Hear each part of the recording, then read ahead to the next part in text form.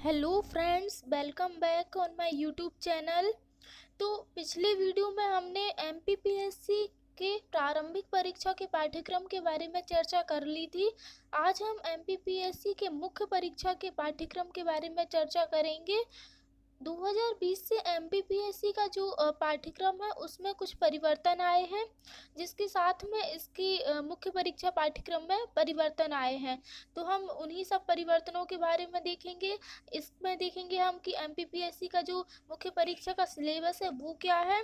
यदि आपने प्रारंभिक परीक्षा वाला सिलेबस का वीडियो नहीं देखा है तो आप जाके देख सकते हैं हमारे वीडियोस में।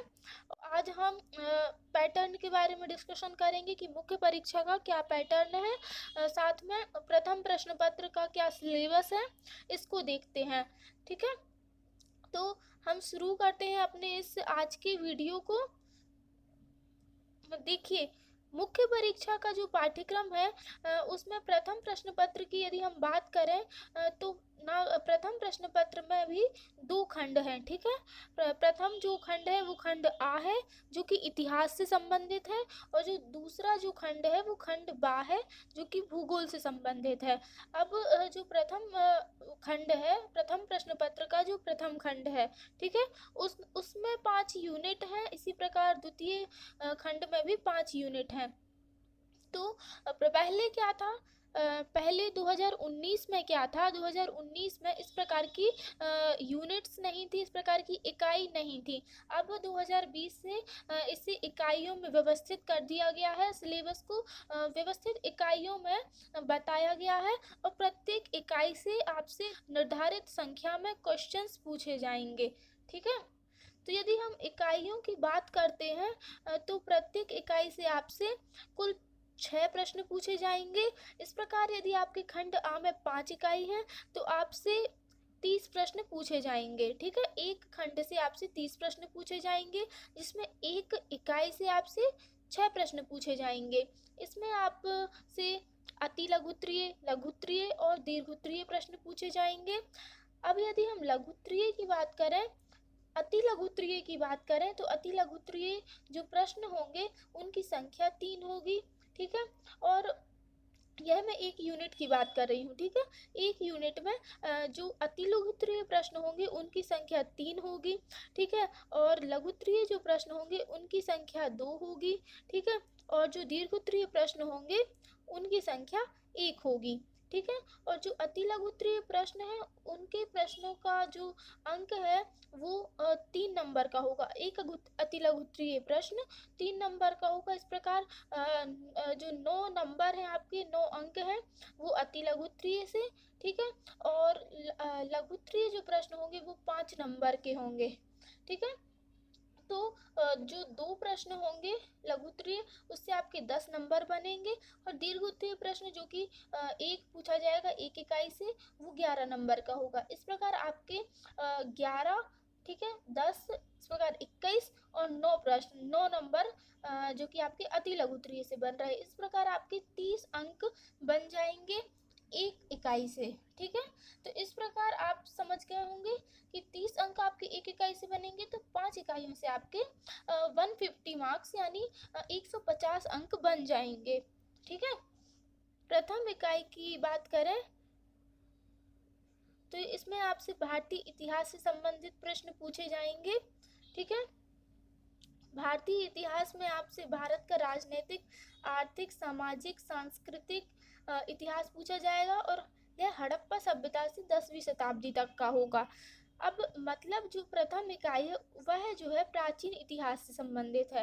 प्राचीन इतिहास में हड़प्पा सभ्यता, ठीक है, फिर वैदिक सभ्यता, मौर्य काल, गुप्त काल, इस प्रकार इन सभी काल में जो राजनीतिक, आर्थिक, सामाजिक और सांस्कृतिक व्यवस्थाएं थी, इनसे प्रश्न पूछे जाएंगे। यदि हम द्वितीय इकाई की बात करें तो द्वितीय इकाई मुख्यतः जो है मध्यकालीन भारत से संबंधित है।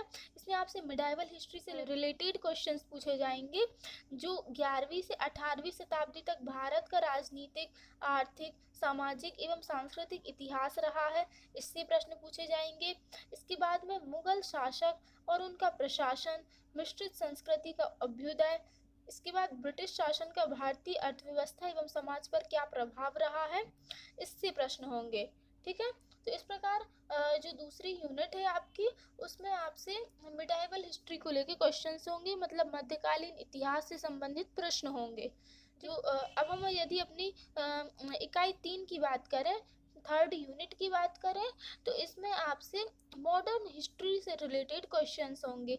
ब्रिटिश उपनिवेश के प्रति भारतीयों की प्रतिक्रिया, ठीक है, मतलब जो ब्रिटिश उपनिवेश का समय था, इस समय भारतीयों की क्या प्रतिक्रिया रही, कृषक एवं आदिवासियों का विद्रोह हुआ, प्रथम स्वतंत्रता आंदोलन यानी 1857 वाला, इससे रिलेटेड क्वेश्चंस होंगे। साथ में भारतीय पुनर्जागरण से जिसमें राष्ट्रीय स्वतंत्रता आंदोलन एवं इसकी नेतृत्वकर्ता, यानी जो हमारे 19वीं शताब्दी में जो आंदोलन हुए हैं, मुख्यतः स्वतंत्रता आंदोलन के समय जो घटनाएं हुई हैं वो सभी पूछी जाएंगी। इसके बाद इसमें गणतंत्र के रूप में भारत का उदय कैसे हुआ, राज्यों का कैसे पुनर्गठन हुआ, मध्य प्रदेश का कैसे गठन हुआ, स्वतंत्रता प्राप्ति के पश्चात की प्रमुख घटनाएं क्या हैं, है ना, तो इससे क्वेश्चंस पूछे जाएंगे।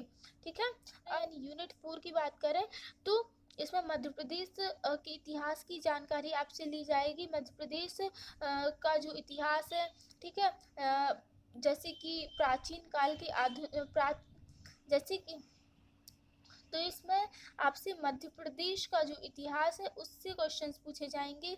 प्राचीन काल से आधुनिक काल तक विभिन्न प्रारूपों, साहित्य, पर्व एवं वास्तुकला के प्रमुख पक्ष, मध्य प्रदेश में विश्व धरोहर स्थल एवं पर्यटन। ठीक है, तो ये वाला जो टॉपिक है, मध्य प्रदेश में प्रमुख धरोहर स्थल, विश्व धरोहर स्थल एवं पर्यटन, ये बहुत इंपॉर्टेंट टॉपिक है। यदि आप प्रीवियस ईयर के क्वेश्चंस पेपर भी उठा के देखेंगे तो आपको पता चलेगा कि इस टॉपिक से बहुत ही इंपॉर्टेंट क्वेश्चंस हमेशा ही पूछे जाते रहे हैं। ठीक है, तो ये भी टॉपिक आपके लिए इम्पोर्टेंट हो जाता है। इसके बाद हम इकाई 5 की बात करें तो इसमें मध्य प्रदेश की प्रमुख रियासतों के बारे में क्वेश्चंस होंगे, जैसे कि गोंडवाना, बुंदेली, बघेली, होलकर, सिंधिया और भोपाल रियासत। ठीक है, और साथ में इसमें वर्तमान मध्य प्रदेश के भौगोलिक संदर्भ में भी क्वेश्चंस होंगे। इस प्रकार आपकी जो यूनिट 5 है वो कंप्लीट हो जाती है, और आपका जो प्रथम प्रश्न पत्र का खंड आ है जो इतिहास से संबंधित है, वो इस प्रकार 5 यूनिट में 5 इकाई में विभाजित होके कवर होगा। इस प्रकार जो प्रथम प्रश्न पत्र के खंड आ से आपके 150 अंक हो जाएंगे। 150 अंक का यह पूरा प्रश्न पत्र है। अब हम बात करते हैं जियोग्राफी की, यानी भूगोल। ठीक है, जो कि प्रथम प्रश्न पत्र का द्वितीय खंड है। इसमें भी 5 यूनिट है, जैसा कि प्रथम प्रश्न पत्र के खंड आ में यानी इतिहास वाले पोर्शन में था, ठीक है, हिस्ट्री वाले पोर्शन में था, अब ऐसे ही आपको जियोग्राफी वाले पोर्शन में मिलेगा। अब इसमें जो प्रथम यूनिट है वो देखिए आप, वो जो है विश्व के भूगोल से संबंधित है, मतलब इसमें वर्ल्ड जियोग्राफी से क्वेश्चंस होंगे। सेकंड यूनिट में आपसे भारत के भूगोल से संबंधित क्वेश्चंस होंगे। ठीक है, थर्ड यूनिट में आपसे मध्य प्रदेश के भूगोल से संबंधित क्वेश्चंस होंगे। इसी प्रकार फोर्थ यूनिट की बात करें तो आपसे जल एवं आपदा प्रबंधन से रिलेटेड क्वेश्चंस होंगे। और अंत में 5वीं यूनिट में भूगोल की कुछ आधुनिक तकनीक है, इनसे आपसे प्रश्न पूछे जाएंगे। ठीक है, चलिए तो हम देखते हैं प्रथम यूनिट को, अपनी जो फर्स्ट यूनिट को। तो इसमें आपसे विश्व भूगोल से संबंधित प्रश्न पूछे जाएंगे।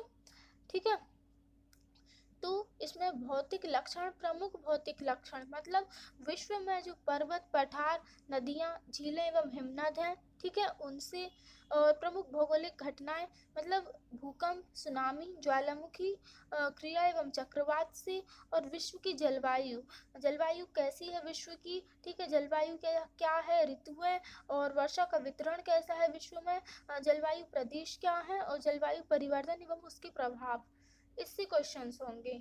ठीक है, और इससे भी आपसे अतिलघुत्तरीय, लघुत्तरीय एवं दीर्घोत्तरीय प्रश्न पूछे जाएंगे। साथ में प्रत्येक यूनिट से आपसे 6 प्रश्न पूछे जाएंगे। ठीक है, अब यदि हम द्वितीय यूनिट यानी अपनी सेकंड यूनिट की बात करें, ठीक है, सेकंड जो है हमारी द्वितीय इकाई है उसकी बात करें, तो इसमें भारत के भूगोल यानी इंडियन ज्योग्राफी से क्वेश्चंस पूछे जाएंगे। ये पूरी जो यूनिट है वो इंडियन ज्योग्राफी के लिए है। इसमें जो भी आप इंडियन ज्योग्राफी से रिलेटेड पढ़ेंगे वही क्वेश्चंस होंगे। देखिए, प्रमुख भौतिक स्वरूप पर्वत, पठार, मैदान, नदियाँ, झीलें एवं हिमनद। ठीक है, भारत के भूआकृतिक प्रदेश, भारत की जो जलवायु है, मानसून की उत्पत्ति, एल नीनो, जलवायु एवं ऋतुएं, वर्षा का वितरण एवं जलवायु प्रदेश, ये सब भारत के संदर्भ में आपसे पूछा जाएगा। साथ में जो भारत में जो प्राकृतिक संसाधन के प्रकार एवं उपयोग हैं, जिनमें जल, वन एवं मृदा हैं, ठीक है, और खनिज क्या है, वहाँ पे भारत में किस प्रकार के खनिज पाए जाते हैं और कहाँ कौन से खनिजों का वितरण है, इस प्रकार के प्रश्न अक्सर पूछे जाते हैं। तो यह जो है एक इम्पोर्टेंट टॉपिक हो जाता है।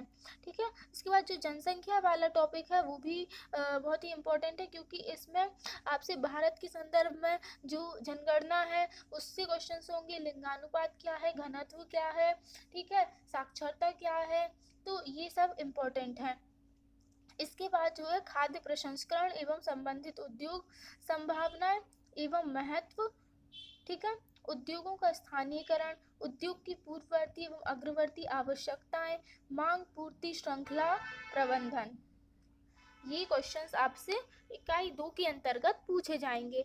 यदि हम अब इकाई 3 की बात करें तो इसमें आपसे मध्य प्रदेश का भूगोल पूछा जाएगा। यह पूरा एमपी की जियोग्राफी जो है उसके लिए पूरी यूनिट डेडिकेटेड है। तो इसमें आपसे देखिए प्रमुख भू आकार की प्रदेश पूछे जाएंगे, जो कि नर्मदा घाटी और मालवा पठार के विशेष संदर्भ में पूछे जाएंगे। अब जो भू आकार की है वो आप सतपुड़ा रेंज वाली, रीवा पन्ना का पठार, बघेलखंड पठार, ये मध्य भारत ऊपर, ठीक है, ये सारा जो पोर्शन है ये तो पढ़ेंगे, लेकिन जो मेंस के लिए जो मेंस की दृष्टि से, ठीक है, मुख्य परीक्षा की दृष्टि से जो इम्पोर्टेंट है वो नर्मदा घाटी और मालवा पठार वाला पोर्शन है। ठीक है, क्योंकि ये अलग से इसमें लिखा हुआ है तो कि यह नर्मदा घाटी और मालवा पठार के विशेष संदर्भ में आपको पढ़ना है। अब यदि हम प्राकृतिक वनस्पति एवं जलवायु की बात करें तो ये वाला टॉपिक होगा। मृदा के संबंध में क्वेश्चंस होंगे, मृदा के भौतिक, रासायनिक, जैविक गुण, मृदा के प्रसंस्करण एवं मृदा निर्माण, मृदा क्षरण एवं ह्रास की समस्याएं, समस्याग्रस्त मृदा एवं उसके परिष्कार के तरीके, जलग्रहण आधार पर मृदा संरक्षण नियोजन। ठीक है, ये सब आपसे मध्य प्रदेश के विशेष संदर्भ में पूछा जाएगा।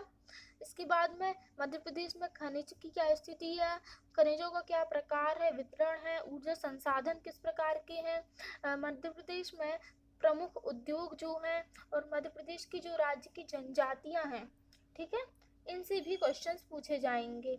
आपदाग्रस्त जनजातियों के विशिष्ट संदर्भ में आपको पढ़ना है। मध्य प्रदेश की जनजातियां, जो आपदाग्रस्त जनजाति हैं उनसे क्वेश्चंस इम्पोर्टेंट हो जाते हैं, क्योंकि यह टॉपिक आपको स्पेशली लिखा हुआ है कि आपदाग्रस्त जनजातियों के विशिष्ट संदर्भ में।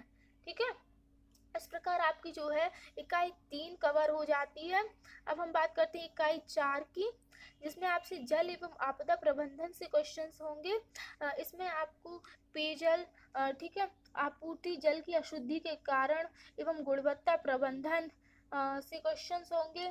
साथ में वाटर मैनेजमेंट यानी जल प्रबंधन, भूजल एवं जल संग्रहण, ठीक है, इससे क्वेश्चंस होंगे।